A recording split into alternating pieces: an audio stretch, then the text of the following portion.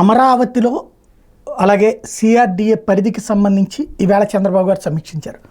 ఈ సమీక్ష సందర్భంగా కీలకమైనటువంటి నిర్ణయాలు తీసుకున్నారు. అందులో ఒకటి, సిఆర్డీఏ కార్యాలయం అతి పెద్దది. ఇప్పుడు సిఆర్డీఏ కార్యాలయం అంటే విజయవాడలో ఉన్నటువంటి కాలవ ఒడ్డున ఉన్నటువంటి ఉడా కార్యాలయం. ఒకప్పుడు విజిటిఎం కూడా, ఆ తర్వాత సిఆర్డీఏ, ఆ తర్వాత ఏఎంఆర్డీఏ, మళ్ళీ ఇప్పుడు సిఆర్డీఏ. ఇప్పుడు అలా కాకుండా అమరావతిలో 2.5 ఎకరాల్లో సిఆర్డీఏ కార్యాలయం నిర్మాణం అన్నటువంటిది ఒక కీలకమైనటువంటి నిర్ణయం తీసుకున్నారు. తద్వారా ఒక మంచి ఆలోచన. ఇదే కాకుండా హ్యాపీనెస్ట్, అప్పట్లో మధ్యతరగతి నివసించడానికి అక్కడ కావలసినటువంటి అపార్ట్మెంటుల్ని కట్టించి ఇవ్వటం, ఫ్లాట్లు ప్రభుత్వమే నిర్మించి ఇవ్వడం అన్నటువంటి నిర్ణయం ఏదైతే తీసుకున్నారో దానికి చాలామంది డబ్బులు కట్టారు. కానీ అది జగన్ వచ్చాక పక్కన పెట్టేశారు. ఆ డబ్బులు అయ్యని కోర్టులకు వెళ్ళింది కూడా ఉంది.